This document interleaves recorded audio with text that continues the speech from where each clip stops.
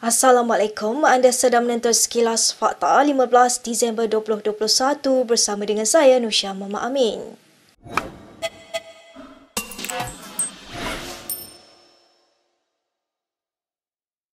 Bekas Perdana Menteri Dr. Mahathir Mohamad menggesa perbincangan awam dibuat melibatkan hal ehwal dan peranan sistem raja berperlembagaan. Gesaan itu dibuat dalam buku autobiografi terbarunya, Capturing Hope, sewaktu membincangkan soal hubungan kaum dalam Malaysia baru. Mengakui perkara itu sebagai subjek yang sukar, Mahathir berkata dia mempercayai sistem raja berperlembagaan tetapi perbincangan mesti dibuat.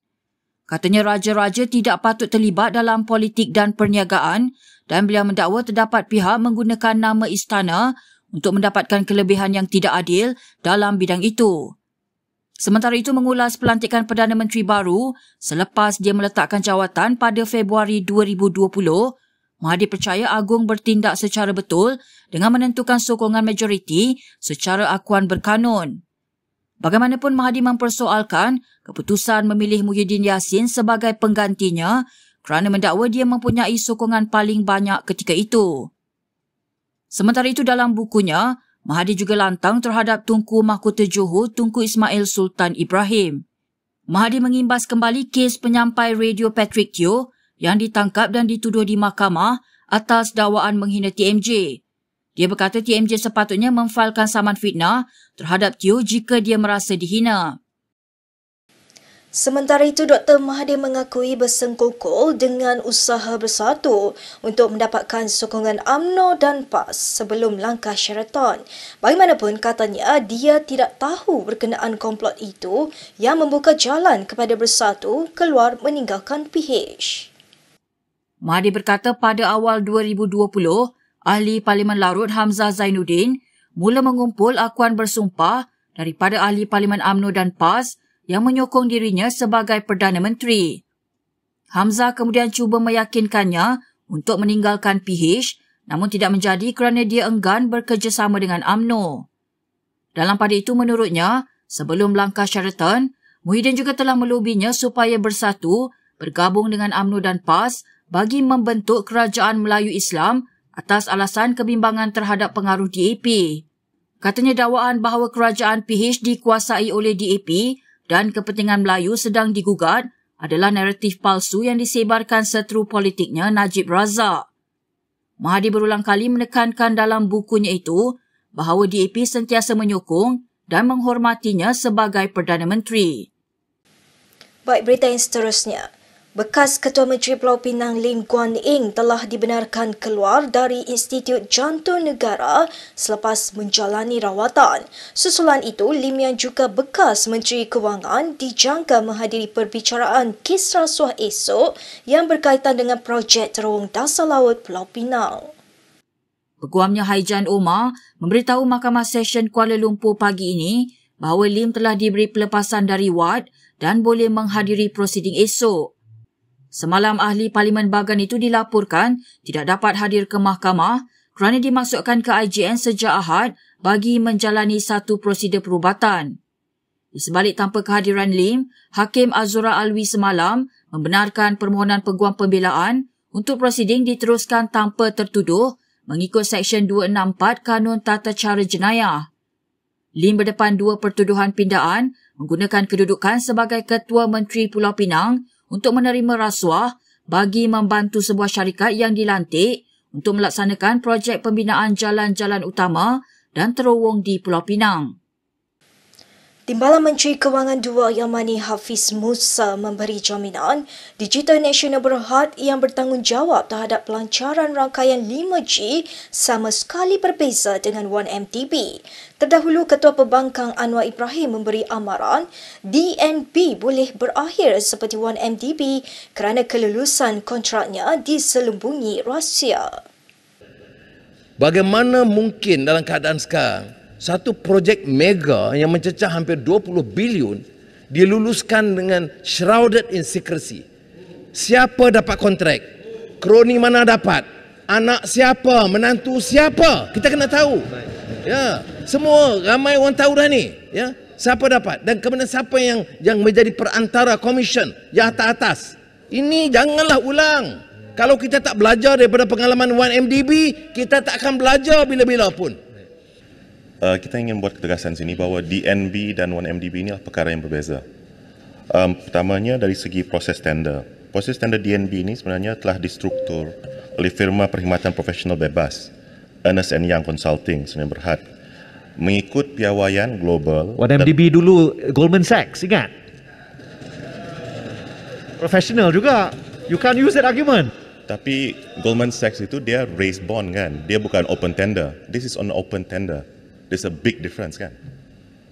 So dia ada panel yang 4 panel yang terdiri daripada kira-kira 50 pakar tempatan dan antarabangsa daripada lebih 10 negara yang memiliki pengalaman melaksanakan rangkaian 5G pada masa kini.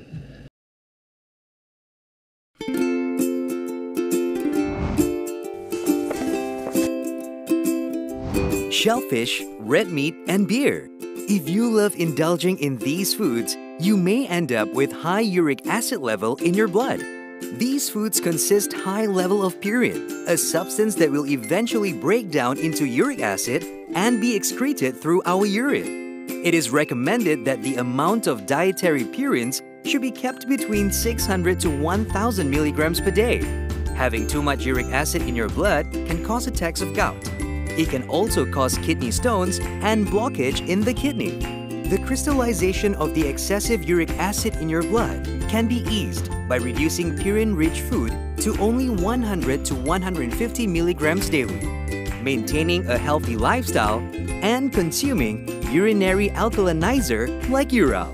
It consists of sodium bicarbonate, citric acid, and sodium citrate that increases the urinary pH and solubility of uric acid to prevent crystallization. Best of all, it's lemon-flavored and sugar-free. Ural, effective urinary alkalinizer. Neutralize your uric acid problem now.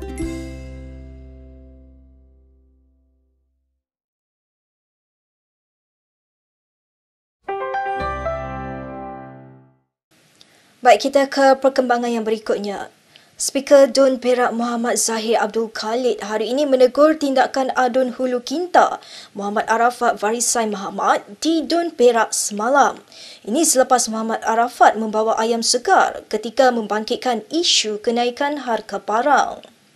Saya ingin menegaskan perkara yang berlaku ketika sesi perbahasan persidangan semalam sewajarnya tidak lagi berulang. Justru, saya memohon kerjasama pihak keselamatan untuk melaksanakan pemeriksaan yang lebih rapi terhadap barangan yang dibawa masuk ke dalam Dewan Negeri termasuk beg, bungkusan dan sebagainya.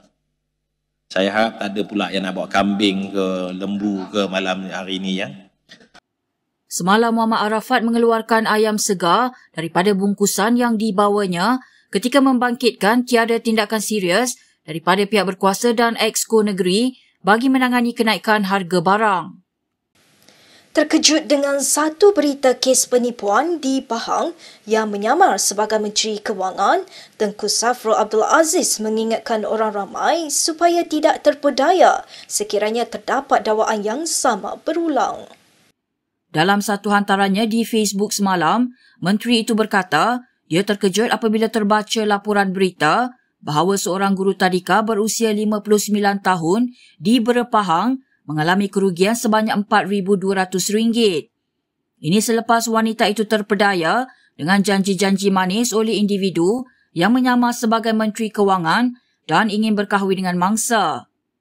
Tengku Zafrul juga berseluruh bahawa dia tidak berminat untuk mencari isteri kedua dan turut menitipkan pesanan itu buat isterinya. Tambahnya masyarakat perlu lebih berhati-hati jika didatangi individu yang mencurigakan serta menawarkan pelbagai janji manis. Menurut laporan berita, pihak polis berkata suspek menggunakan nama Tengku Zafrul di laman Facebook dan berjanji memberikan wang RM1 juta dan sebuah kenderaan kepada mangsa jika bersetuju untuk berkahwin dengannya. Baik, seterusnya kandungan tajaan ini dibawakan khas kepada anda oleh Majlis Agama Islam Negeri Sembilan. Mana nak cari 3,000 dengan sebulan banyak tu. 2 orang pula, 6, 2 orang 3,000, 2 orang dan 6,000. Kalau tak ada bantu saya ni hari, saya tak ada di dunia lah saya ingat.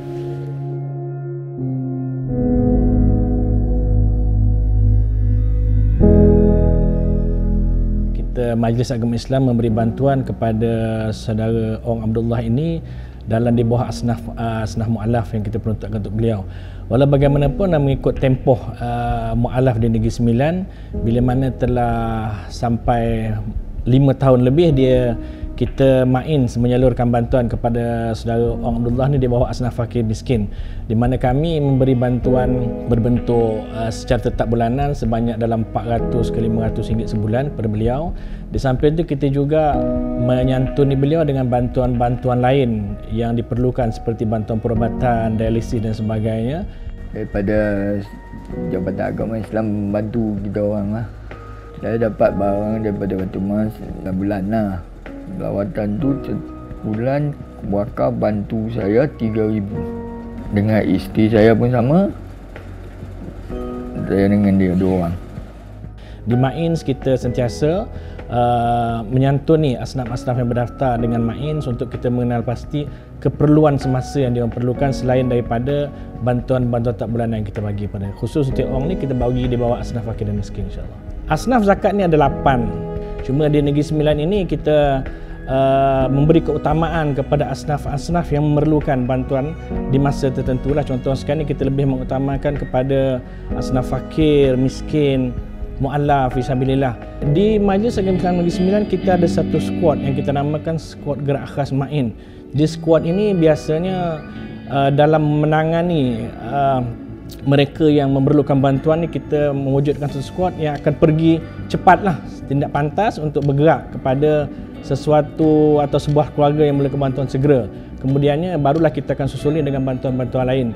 Umat Islam di Negeri Sembilan, anak-anak jati Negeri Sembilan yang berada di luar negeri boleh sama-sama menyumbang untuk menunaikan zakat di Negeri Sembilan melalui banyak mekanisme online dan sebagainya, untuk kita sama-sama membantu memastikan masyarakat Islam yang memerlukan bantuan di Negeri Sembilan dapat kita bantu untuk tahun-tahun selanjutnya, insya-Allah. Khususnya kesan daripada pandemik COVID-19 ini. Orang yang beri zakat pada Batu Mas tu, saya mengucapkan terima kasih lah. Saya rasa bersyukur lah kan. Kalau tak ada Batu Mas bantu saya ni hari, saya tak ada di dunia lah saya ingat. Terima kasih dah banyak-banyak pada bantu pada saya dengan isteri saya lah.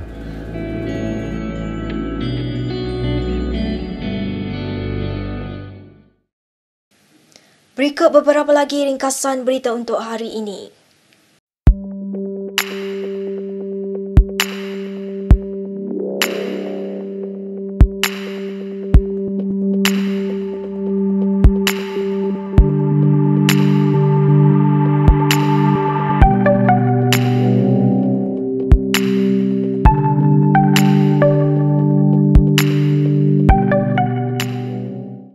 Sekian sahaja daripada saya, Nusha Mama Amin, untuk Sekilas Fakta. Untuk lebih banyak berita, anda boleh melayari kinitv.com. Anda juga boleh mengikuti kami di Instagram, Twitter, YouTube dan Facebook. Salam hormat dan jumpa lagi.